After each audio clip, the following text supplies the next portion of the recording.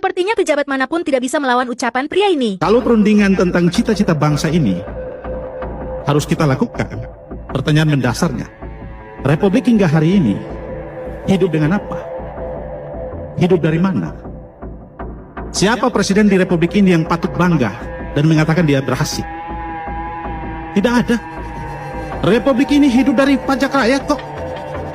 82% pajak rakyat yang menghidupi kelangsungan Republik ini. Nggak ada presiden yang perlu merasa bangga. Dan pajak rakyat yang dibayarkan oleh rakyat kembali ke rakyat dalam bentuk iuran BPJS. Pendidikan juga tidak gratis. Ketika sakit dia harus berurusan bagaimana mengaktifasi BPJS-nya.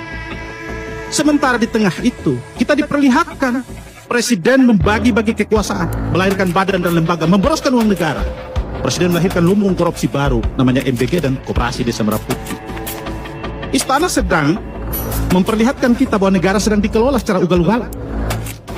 Kebijakan-kebijakan politik istana itu tidak mempertimbangkan rasionalitas dan akal sehat.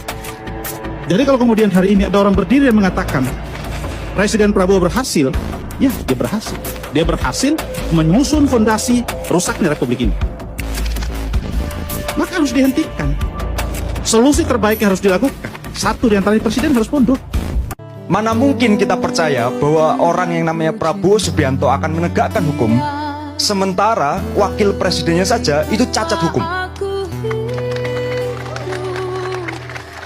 Oke, orang boleh berharap barangkali itu hanya strategi untuk memenangkan pilpres. Tapi sesudah memenangkan, maka dia akan membangkitkan keadilan itu. Tapi apa yang dilakukan di hari pertama Prabowo Subianto berkuasa? Dia mengangkat Teddy sebagai seskap, yang itu jelas-jelas melanggar undang-undang TNI. Sesudah tahu itu melanggar, bukan Teddy yang dicopot, tapi undang-undangnya yang diubah. Saya punya tesis begini, kalau kekuasaan hari ini sejak mau berkuasa saja itu rela menghalalkan segala cara, mana mungkin selama 5 tahun dia berkuasa dia akan pakai etika. Maka hanya ada 2 jenis manusia, Bang Rizal, yang berbaik sangka pada penguasa. Satu, orang bodoh. Yang kedua, orang yang turut menikmati kekuasaan. Permisi Pak, jangan diisi dulu motornya. Waduh, ada apa ya Pak? Sebelum mengisi kami harus periksa dulu surat-surat kendaraan Bapak. Ya pasti ada Pak, wong saya bukan curanmor.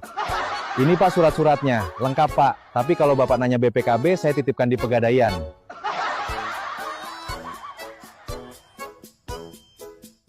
Maaf Pak, ini mati. Ya Allah, innalillahi wa inna ilaihi rajiun. Sesungguhnya semua yang hidup akan mati. Ngawur yang mati suratnya, bukan orang. Oh, saya kira saudara Bapak mati. Ngawur ente, ini motor suratnya mati, jadi nggak bisa diisi bensin. Terus kalau nggak saya isi bensin, saya isi apa? Kacang ijo. Ini kan motor Pak, bukan onde-onde. Aduh. Pokoknya kalau motor ini belum dibayar pajaknya nggak boleh isi bensin. Bapak kan petugas pajak, ngapain keluyuran di pom bensin? Kurang kerjaan Pak. Saya disuruh negara Mas, bukan kehendak saya pribadi. Negara sampai ngejar pajak ke pom bensin. Emang negara ini cuma hidup dari pajak? Terus emas kita kemana? Batu bara kita kemana? Minyak bumi kita kemana? Lah, ya saya nggak tahu Mas, saya cuma menjalankan tugas. Tugas taekta. Tugas negara itu memakmurkan rakyat, bukan malakin rakyat, goblok. Lah kok Masnya marah sama saya? Ini baru saya yang marah. Kalau rakyat marah gimana? Jadi begedel ente. Minggir lu. Negara nggak malah kasih kemudahan, malah bikin susah rakyat. Kalau memang udah nggak mampu mengolah negara, udah bubarin aja, tahu lu. Gue pergi. Bilangin tuh sama si Wowo dan wakilnya yang cacingan itu. Kalau nggak mampu memimpin negara, jaga warteg aja. Atau jualan pisang sana keliling. Goblok!